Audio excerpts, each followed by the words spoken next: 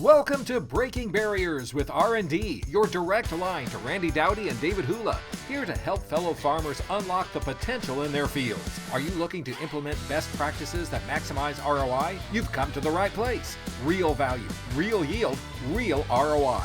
Breaking Barriers with R&D starts now. Breaking Barriers is brought to you by the next generation of weed control, Liberty Ultra Herbicide from BASF. Learn more about the best Liberty yet at liberty-ultra.us. Well, welcome to another edition of Breaking Barriers with R&D. And it is my great pleasure, as always, to be on a podcast with Mr. Dowdy. And I'm sitting here, Dowdy, I've been traveling. You know, I know you've been doing some traveling, end of the year meetings, and then it's January 2026. So there's, what else do we have to do? Because you got weather, you got stuff to get ready farming, but we just go to meetings this time of year. And I've had some pretty good end of the year meetings. And I was in your state last week. I was in Georgia. And you need to tell me how that went, and let's catch up on that because I haven't heard. But yeah, was it cold? Was it cold in Georgia when you came?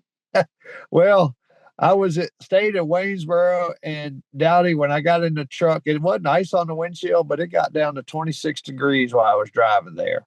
And I'm like, this is not what I hoped for, because David doesn't like cold weather. So I was in Indiana, and I first went to Michigan and spent some time with Jake Drodes and his wife Chelsea and their family. Went out to a steakhouse, and they're getting ready to have their first child. And I'm usually pretty good at coming up with nicknames. And I got Wheat and Barley as kids, and then Acres and Tassel, and Jake was going to have his daughter. And I'm thinking, what am I going to call her? And I called him one day. I said, Jake, how's Hybrid doing? And he's like, it dawned on him. He's like, Chelsea, how is Hybrid doing? And she's like, no, it's not going to be Hybrid. Well, you could always name her. You could always name her Silk, like a stripper name or something. I can hear it now. Yeah. We're not naming my daughter a stripper name. That's not happening. Well, my granddaughter's nicknamed Tassel, so that's probably not the right one either. So, but so Hybrid. So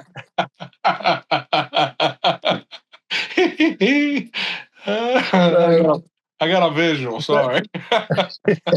Yeah. So I asked somebody, and they made one of them little pioneer signs, and rather than putting the variety number on it, they put the word Hybrid. So I gave that to him last weekend so they could put it on the crib. So it's too late. Her nickname's Hybrid. It's over. So yeah. So Georgia, good crowd. I had a great crowd, a lot of discussion, just like everywhere we've been. And I'm sure with you that this discussion usually ends up to like, what are we going to do in 26 and saving money? And, we had Alex Harrell there who just gave up, as you saw on some of the AgWeb stuff, where he gave up a bunch of ground. So that was a little topic of conversation, but for the most part, farmers were talking about what they liked, what seemed to have worked last year and what didn't work. And then where are they going to save dollars? And I'm only assuming those are the same type of things that you had discussions out in your end of the year meetings, because you were in Ohio and Kentucky, maybe. Yeah, I was in Ohio and Kentucky last week, and it's on everybody's mind. Where can they cut back and not affect yield?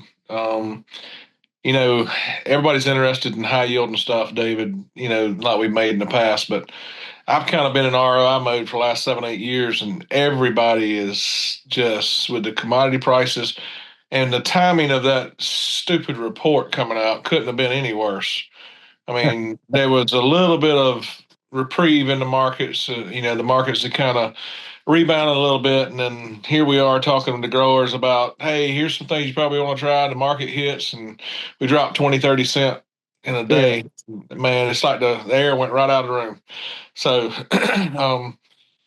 I don't know if we've got any of that back yet. I hadn't been watching the last few days just to see. I think I saw it green one day, but regardless, there's just a lot of uncertainty. A lot of people worried about servicing debt. Some people going about it different ways. Like Alex is getting rid of some of his least productive ground or less productive ground. Getting rid of some stuff that it's not as convenient just to manage it intensely that it needs to make high yields. And there's people making tough decisions, and giving up ground's always a tough one because people have to figure out. It took me a long time to get us here. It's real simple to say I don't want it anymore. Somebody's going to gobble it up. Somebody's going to be optimistic and farm it. I don't think it's just going to lay out, fallow. But David, same thing. Guys are just wondering what to do. As far as Georgia's concerned, we did warm up and then we got cold again. The last 2 or 3 days has been in the 20s, warms up to the 40s, 50s during the day. And now they're calling for an ice storm. It's depending on the jet stream as to how far it's going to dip to the south. They're calling up for up to an inch of ice in parts of North Georgia for sure, and maybe into Tennessee. So I really hope people are prepared. They kind of need to be prepared like we are when hurricanes are coming, because if power lines go down, that's not a quick fix. And people need to be safe. Think about what the staples that they need, their medications, all the things like that, and then having a generator, having a way to heat your home, because it's wintertime. It's not like you can Yeah. just it's going to be cold. And I don't know many houses down here now that have fireplaces in them, and we certainly don't have furnaces that are operating off of wood or natural gas. So a lot of ours is just electric. So it's going to be a Yeah. concern if it moves this far south for sure. Yeah, I mean, we're going to experience some of the same. Obviously, if you're dealing with it, we will. And they're talking, we can see 8-10 inches. You go just a little west, they're talking 2 foot of snow. But then we kind of hope we're in the more snow area, because if not, they're saying we could see 1.25 inches of mix. So we know what that turns into: freezing rain, sleet, and just like you said, power lines are going to go down. They try to make things, trim hedgerows back, but they're going to, if we get any wind, they're going to fall. And generators, Miss Sandy's like, we're going to have enough generators. Like, sure, we'll have enough generators. Might have to move some around to prime up the big water tank. I said, that just means we got to fill up the water tub with water, and you take a cold bath. Yeah, so I don't think she's so excited about that now. But no, just getting ready. And the other thing is, folks that have home house generators, your neighbors are going to come out. We've had this happen before, and those that have hot water or water running, you come together as a community, and it's kind of like what Ag does. So we will get past this. It's been a long time since we had one of these events, and hopefully it'll be a long time since then. But getting back to some of the things that we talked about in Michigan as well as in Georgia, and you alluded to it, cutting back. The one thing that I stress both with growers, and you and I have done it numerous times, when things are good, you try stuff, and then you do controls, things that pay and don't pay, and the only way you learn is if you have a control out there. And growers, some of them have adapted to that, but unfortunately, most still haven't. So then what do you know to cut out? And one of the things that a grower asked me is like, when we look at our YMS, and it tells you how much fertilizer we look at from a standpoint of phosphorus. And he said, well, what about if we went back to what the university says? If it's at a medium soil test level, you probably don't have the need for that phosphate. And, those are hard things for me to argue against. And then I oftentimes say, well, when you look at the academic side, that's geared towards the average producer. Well, guys in Total Acre are not average producers.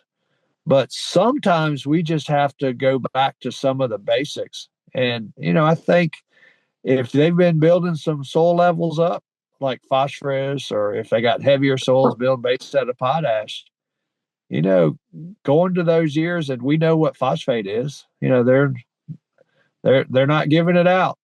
So cutting rates back, broadcast versus stripping, sure, I'd much rather put in a ban.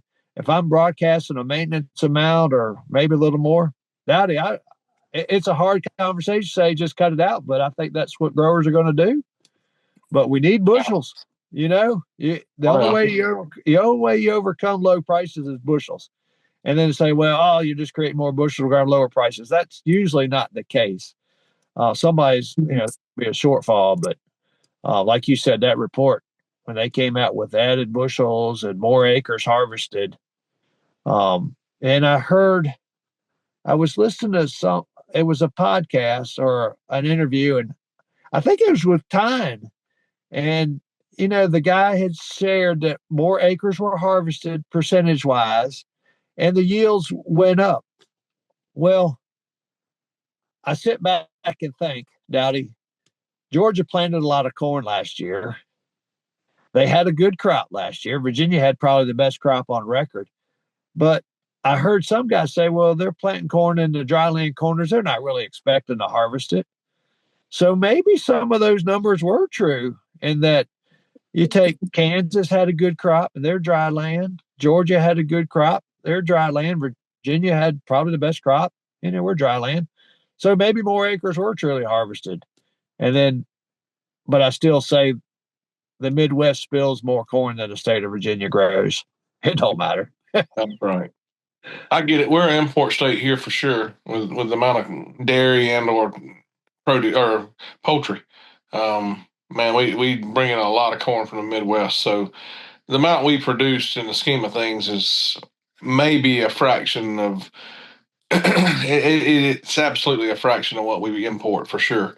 And any we bring in natively, that we have coming into the elevators is that much we don't bring in on a rail car, right? So it does matter, but I just don't think, in the scheme of things, based off what I saw in the Midwest, that the yields are where they say they are. I mean, I know what we did on my leg of a tour, and I mean, it is what it is. Yeah. Everybody trades based off these markets. We ain't gonna change it on the podcast, I assure you. But there's a lot of questions I'd like to ask Brooke Rollins and the people that put out these numbers for sure. I wish I could be a part of that roundtable discussion with Trump when he had those group of farmers. I think I say this about every podcast. Maybe somebody one day is going to listen to this and hear this little segment. They need King David and Randy Dowdy to go and represent some farmers and give some opinions, and maybe it's a little different. But regardless, David, we are cleaning up trees here. It's so dry in South Georgia. We've had a little bit of rain, but not the creeks are not by any means standing in water or flowing water. Ponds are low, tributaries are low. It's dry, and it's been that way. And we're able to get in places where when the hurricanes came through, we lost all those hardwood bottoms. They were wet and standing in water, and then all the 100-mile-an-hour winds just blowed them flat on the ground. So we're in the process of cleaning some of that stuff up. I'm trying to decide if I'm going to let it grow up naturally now that all the sunlight's hitting the ground and it's going to release something. Or am I going to try to plant some hardwoods to keep it for 3 generations from now when they get big, right? To make it more natural to what it used to be. But regardless, there's just a lot of cleanup going on in South Georgia. There's we're in a 10-year drought by far, the driest we've been in 10 years, and we're getting waterways fixed like they should be. We're getting dirt pulled out of the woods from terraces, it's dumping them in the woods. I mean, if you're not getting things done now, you are missing the boat. You're not looking for things to do.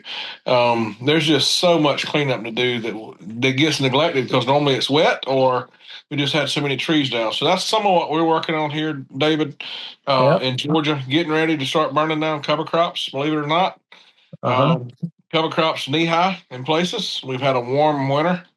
And every day we in the 80s and 70s. I mean, that cover crop's rolling, and 50-degree nights, and biological activities happening, and mineralizing some residue from the past crops, and there's enough nitrogen left over from the peanuts that were there, the legumes and the vines that is mineralizing that, and those cover crops are just jumping. So we're getting ready to start.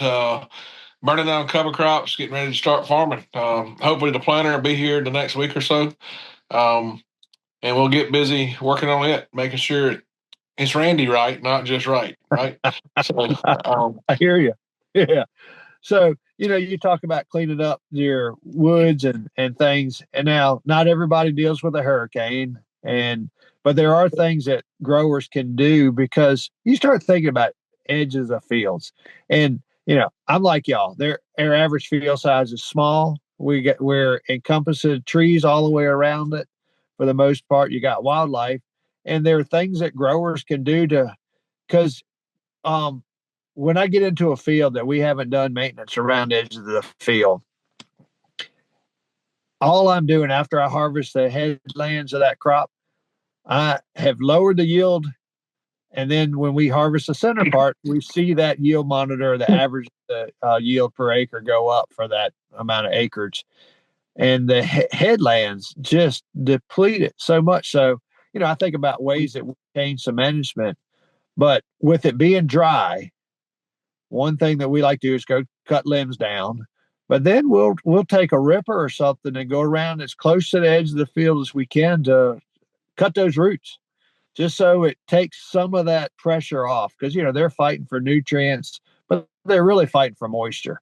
I mean, I don't know that we see as big a nutrient draw, but we do see a moisture draw from there. So I'm not going to take a mini excavator and dig a trench all the way around, but we'll take we got a paratil. That's about the deepest thing we have. I remember as a kid, Dowdy, I used to pull a one shank, a ripper, and my granddad welded a chain to it and like a cannonball on it. And I would pull that through the field, and you go every so many rows and you pull it. And one day I picked it up and the cannonball wasn't there. So I don't know what happened. And like, where'd you lose it? I have no clue. Somewhere in that pass. And we didn't have a metal detector to go find it. But I did continue. What was the function of the cannonball?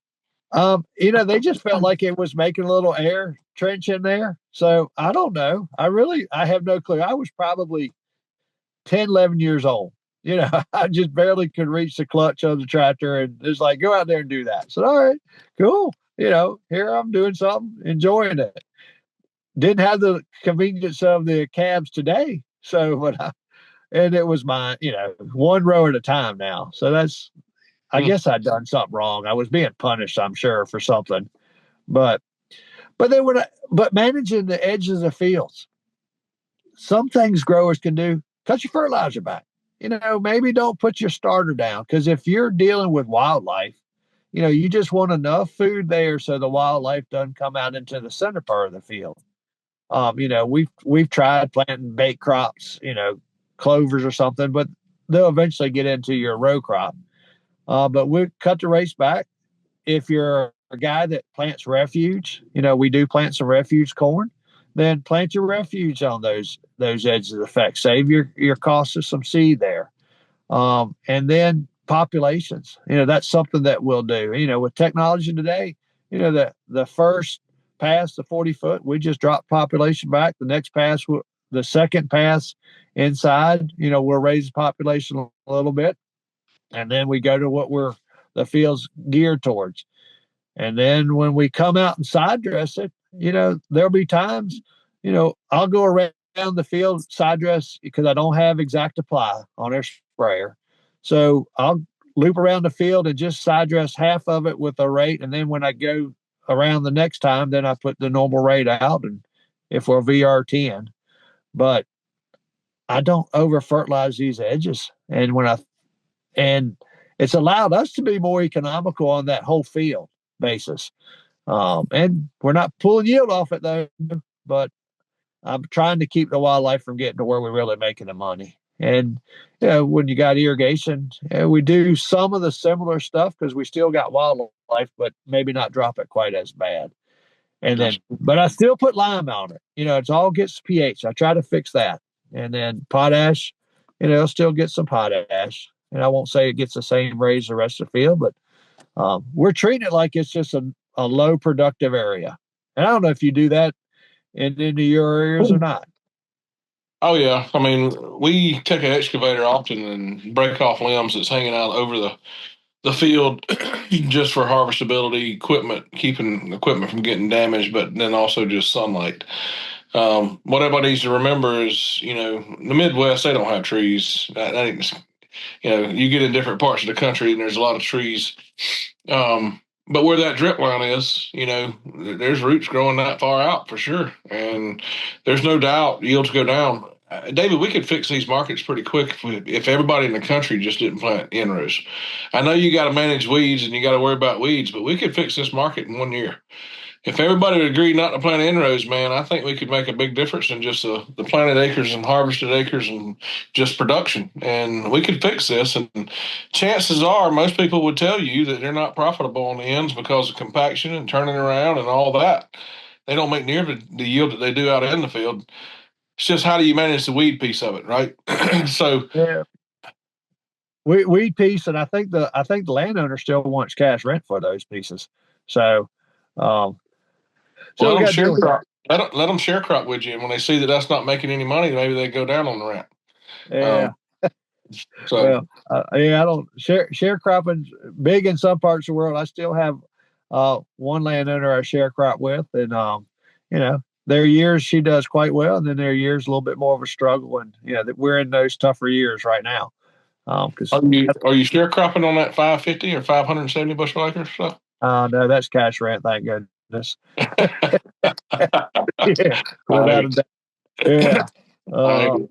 yeah. Last time we spoke, I think you got through with the podcast, and y'all were hauling some grain.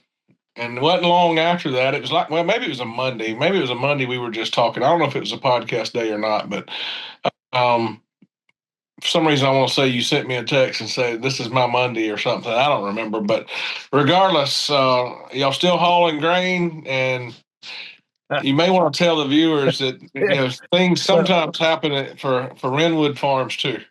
Yeah, well, we get these magazines and they show these pictures of where a farmer's having a really bad day, and sometimes I'm like, I don't need to see a farmer having a bad day. I know what it's like.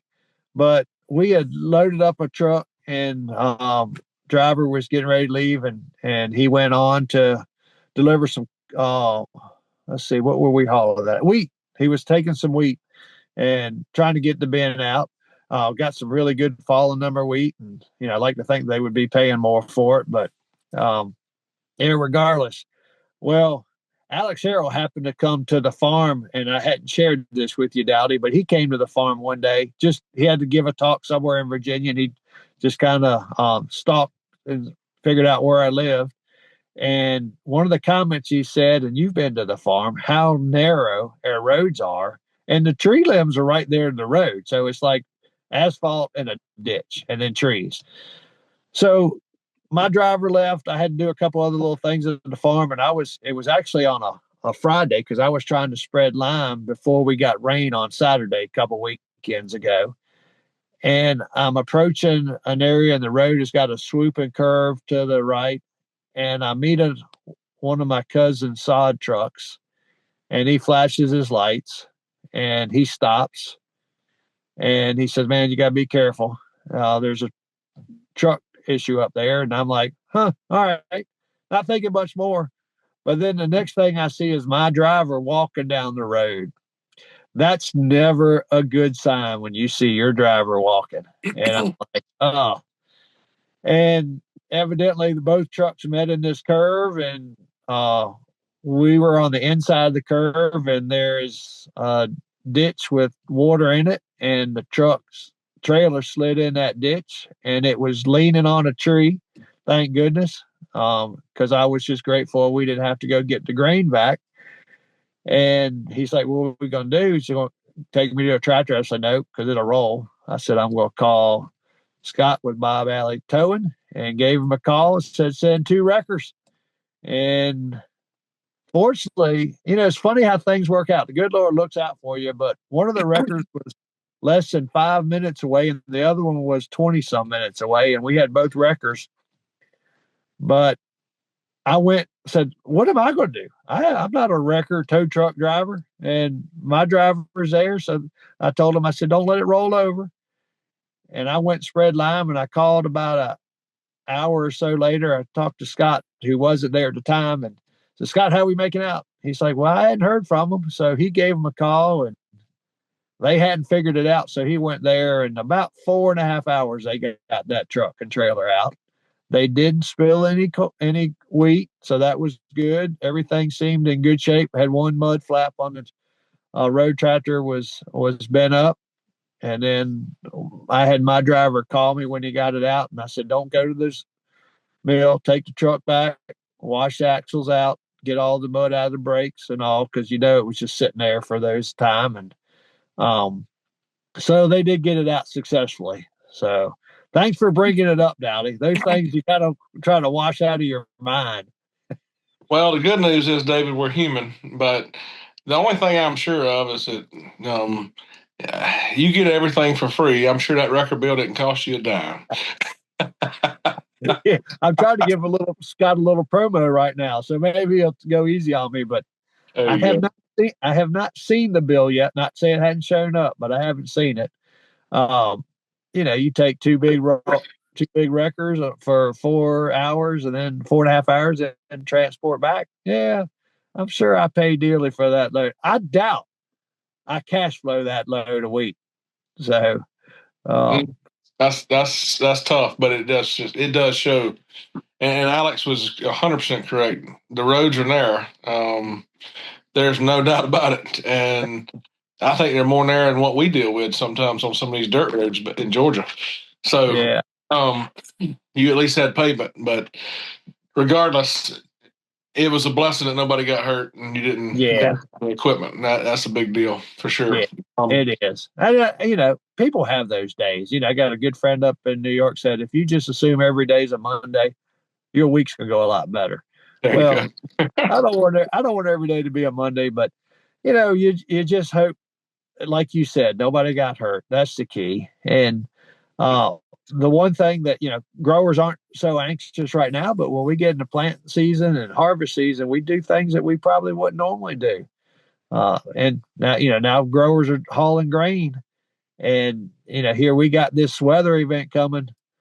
I'm not going to have any trucks on the road with that going on. No. So we'll haul today and maybe one load tomorrow, and then that's going to be it. In fields where weeds don't back down, farmers count on Liberty Ultra Herbicide by BASF. The Liberty Lock formulation delivers stronger coverage, improved uptake, and 20% better weed control. Results Colin Ryan in north central Iowa knows well. The Liberty Lock formulation seems to really get down, penetrate into the weed, and the performance has been great. That's Liberty Ultra Herbicide. Consistent, proven performance. Hear more Ultramonials at libertyultramonials.com. Always read and follow label directions.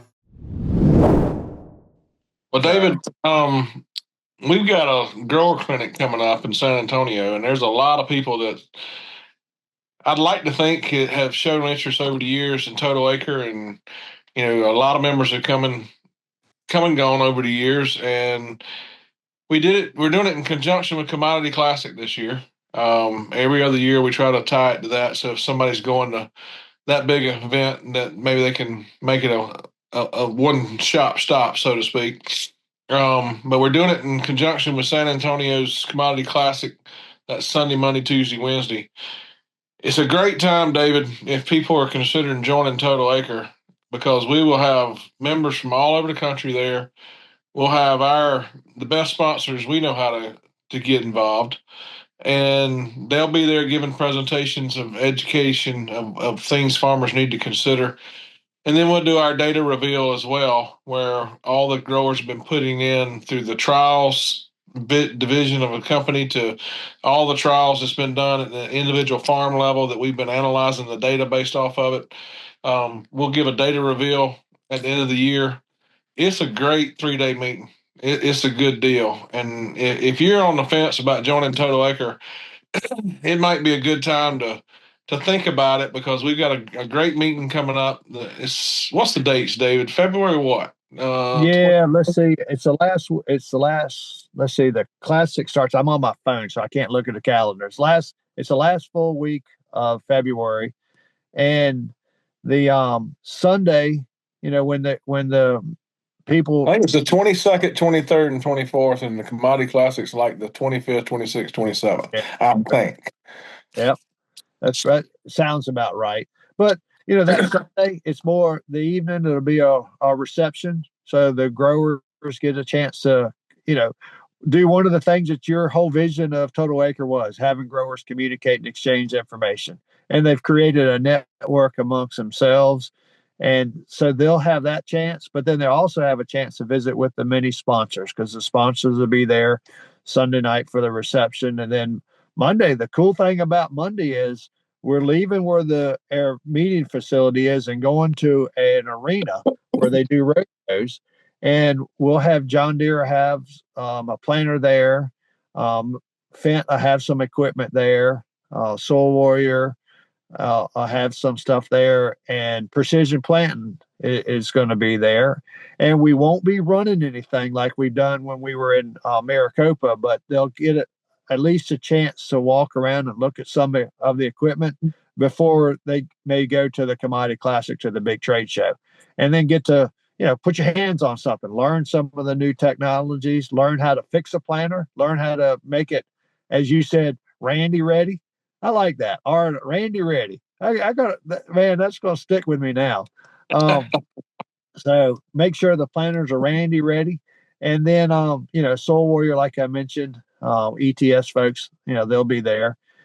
We'll do that Monday. Some of that will happen in the morning, and then in the afternoon we'll have some breakout sessions. Then we'll have a private rodeo. So that's even that's something in the evening. We'll have that. David, we're going to do a little contest so you can stay on that bull the longest. Yeah, I'd like to think so, but I know I'm not going to win, because I've tried that before and it doesn't work. So I think you just turned your phone side. There he is. I see him there. Well, someone tried to call me and I didn't know it messed y'all up. So, That's fine. So you gonna get on a bull and let's see who can ride 8 seconds. Not a live one, no sir.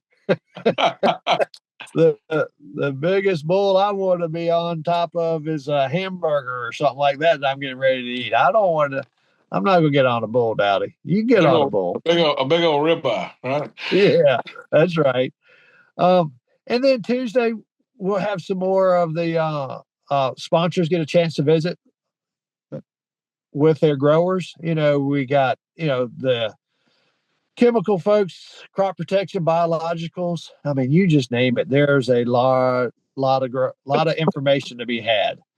And like you just mentioned earlier, going through the data and trial data, as well as the data with the growers and what YMS has accumulated. And I get excited about it because here in the next week or so, we're going to start seeing some of that data, so we can make sure we present the right data to these growers that we've seen. Because what better time to learn something to be most efficient with your dollars is this winter. And then if there's something that Total Acre whets one's appetite, then they go to the Commodity Classic and visit even more with the sponsors again through the Classic. And that'll go Wednesday morning. We wrap up right at lunchtime, and then that gives people time to move over to the Commodity Classic at 2:30 when the trade show opens up on Wednesday. I think you and I actually speak together at the Commodity Classic too. Is that right? Yes, we do. I don't know the date off the top of my head, but we do. We have a learning session, and typically, not to say that we're guaranteed, but it's usually standing room only because people want to hear how to get planters Randy ready. So let's hear it. I don't. How many times we're going to get Zach, the producer, to count how many times I say Randy ready now. But yeah, but no, it's always a good time. And last year we did something a little different at the Classic. We pretty much opened it up to questions, pretty much right away. And I think that's usually kind of pretty neat because then we're addressing the issues that growers are having at that particular time. Now we're talking about what they want to talk about. So. Exactly. And David, it's always good to get with you and share knowledge. There's a lot of growers there that are progressive that, everybody's always looking for a nugget. Now, maybe we think a little bit differently or present it a little differently than somebody else did. And hopefully it resonates with them. So we always appreciate the attendance. But if you are interested in going and being a part of our Total Acre Grower Clinic, you can go to totalacre.com for more information. It's not too late to be a part of it. I think we even still got some hotel rooms available for that event. Everything's in one location other than a bus that we drive back and forth to the outside activities. So not a big deal. We can accommodate it. Just if there's interest, totalacre.com, put your name in a hat, and we'd love to see you be a part of it. So David, obviously there's a lot of uncertainty. We talked to growers all winter. Obviously we've talked with Chip on his podcast, just different things that's going on. Your farm, what are you most excited about, if anything, for just, when I say excited, you're optimistic. I mean, you grow some wheat, you grow some small grains, you grow corn, you grow beans. I don't think you grow cucumbers anymore. You had a little niche going with that, but I know you understand servicing debt as much as anybody. You are in the seed business, but anything you might can offer guys to consider if they're going to cut back on a crop, which one not to cut back on, or which crop maybe to push, or anything you want to share there? Well, I mean, I look at it from a standpoint of, all right, what do we know works? Now, without talking about the planter, because we talked about the planter last podcast, and, we usually talk about how to get the planter Randy ready. So that's the first and foremost thing we got to yeah, it's stuck, buddy. Kind of like a nickname. But no, that's the basic. And then the other thing, not to belabor, pull soil samples so fix your pH, number one. But when I think about things that I'm kind of focused on, I wouldn't want to be my nutrient salesman right now. Phosphate is really on the chopping blocks. Whether it's MAP, how are we going to change anything in starter? The starter has been a key play for us. That's something that I have said time and time again. If my starter, and that's the side placement, stops working, we're going to stop the planters. So that's, will we tweak it? Will we change some of the phosphate in that? I'm not sure yet. I don't think I am. The other things that, obvious, clearly excited about Pioneer hybrids. Make sure we get the right one in there. And I'm not changing rotation. I don't chase that rabbit. You get down into your part of the world, Dowdy, where, you have the ability to fluctuate a little more. I'm more of a rotational, or for the seed business. It's only good when we're selling the seed. If we're not selling the seed, then it's just a regular commodity. But then things that I'm evaluating is areas where I spend most amount of my dollars. In furrow is one of those that, hey, that's where we focus and we spend a lot of our dollars in furrow. What am I doing? Dowdy, you talked about cover crops. If a guy's been doing cover crops, he's already got some biological activity going on. So maybe he can pull some of those in furrow products out and rely on that biology from the cover crops, do some things to feed the biology, but maybe not introduce some new things. If I fight Pythium or dampen off. And we had some growers talk about this during the grower meetings, end of the year meetings. Like, why are you putting that double nickel in, or ethos, or some fungicides? That's an insurance. It's something I'm not prepared to give up because I know what the penalty is. Then other areas where I spend money is my nitrogen when we're side dressing their corn. Think about how one could be most. Look at your NUE, or look at how many pounds N you're doing.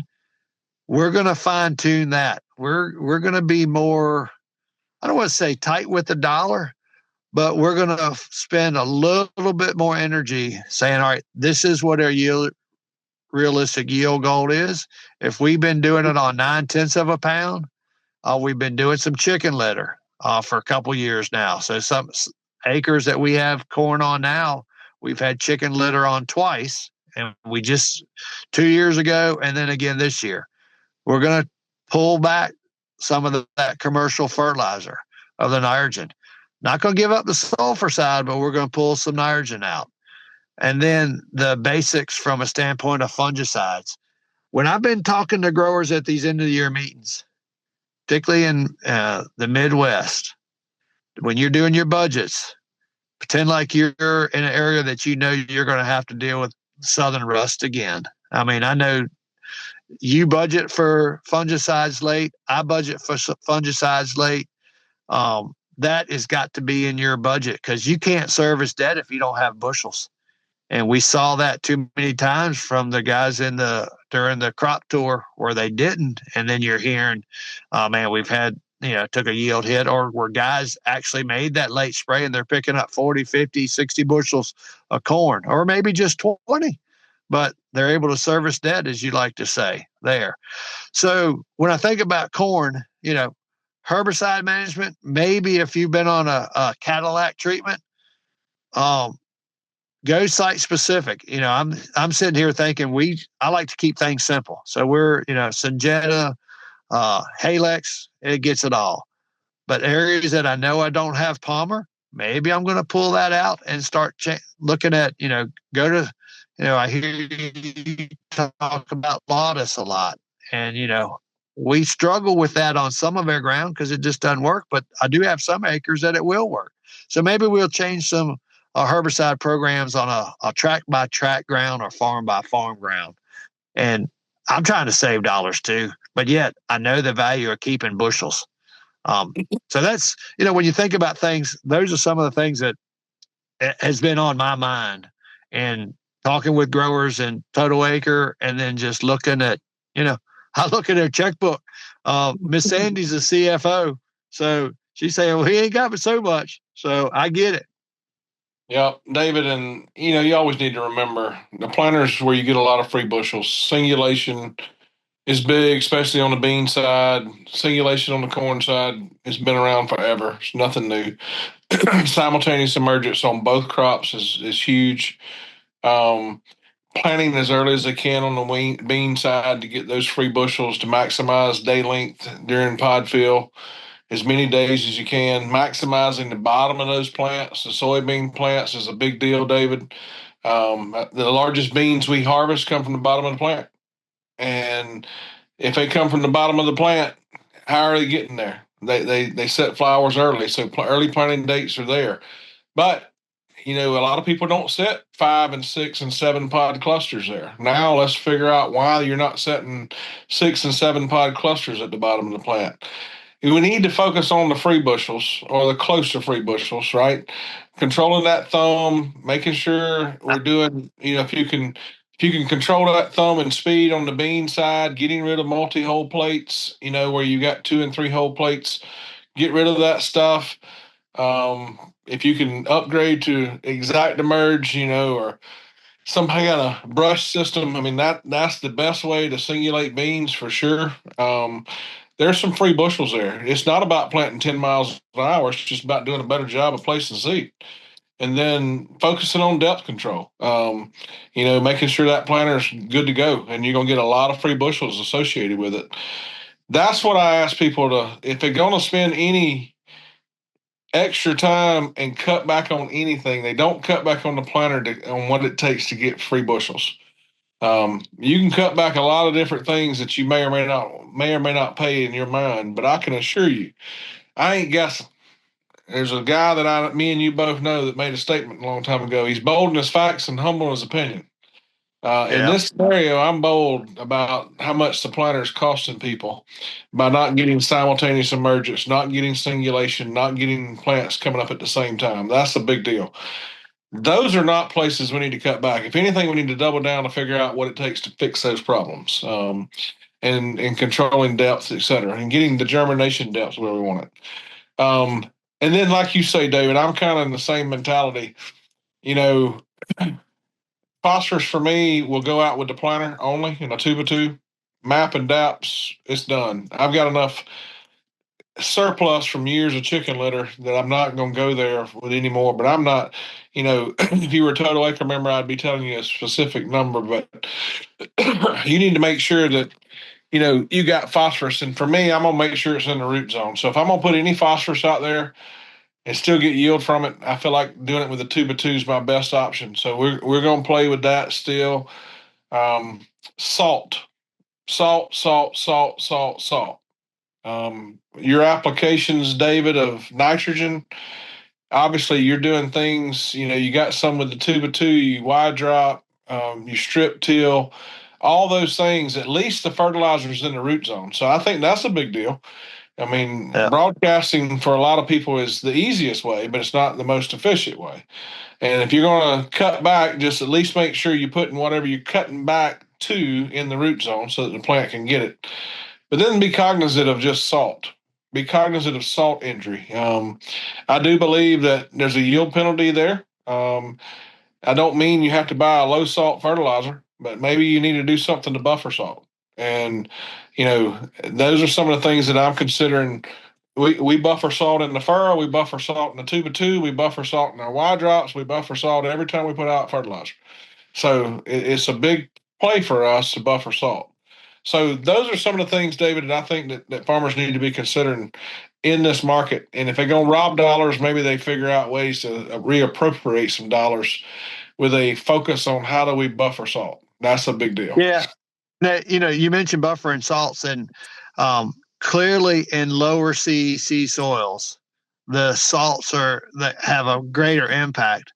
But even in the Midwest, we talk about checking seed, and has the seed got a crack in it? What do they call that? Pericard.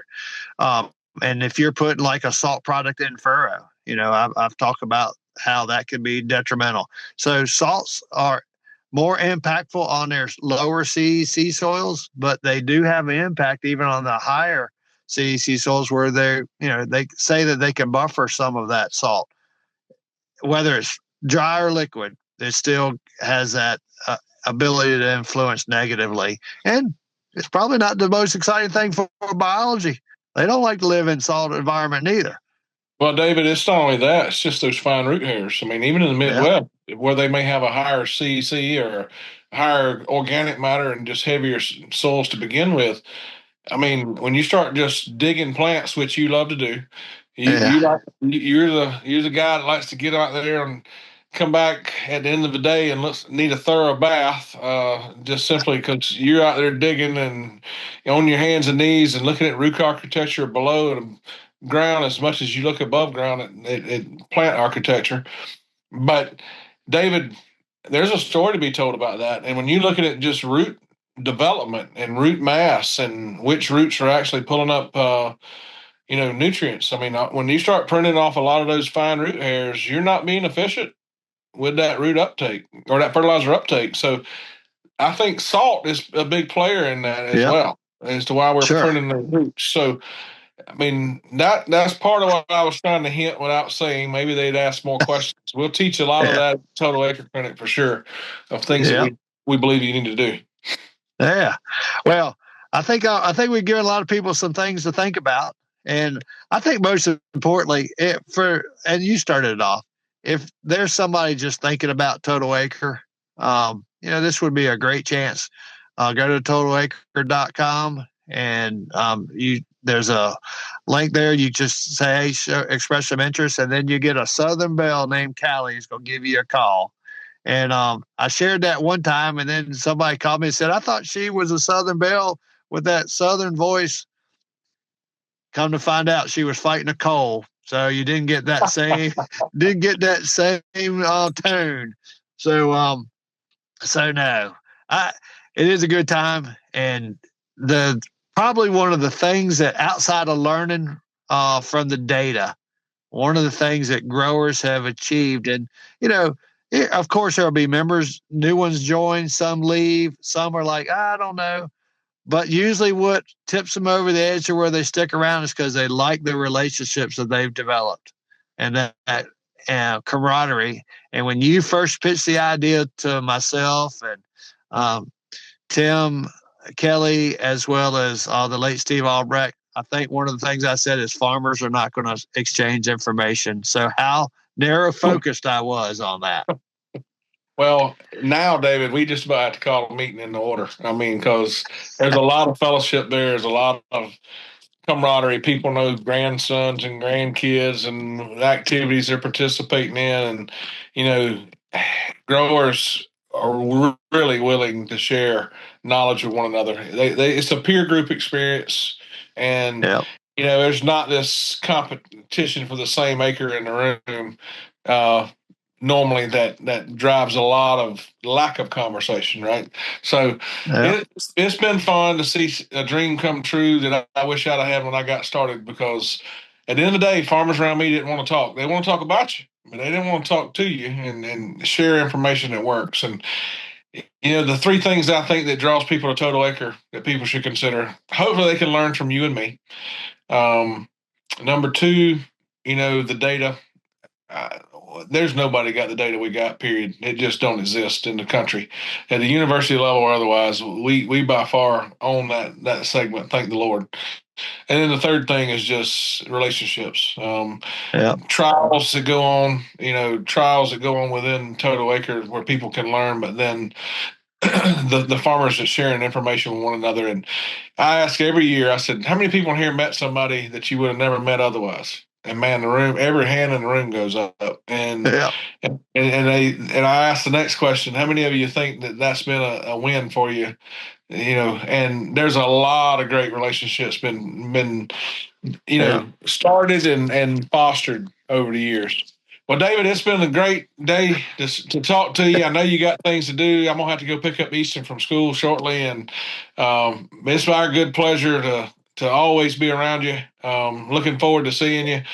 We'll catch up later. And again, everybody be careful out there. Be safe with this weather that's coming.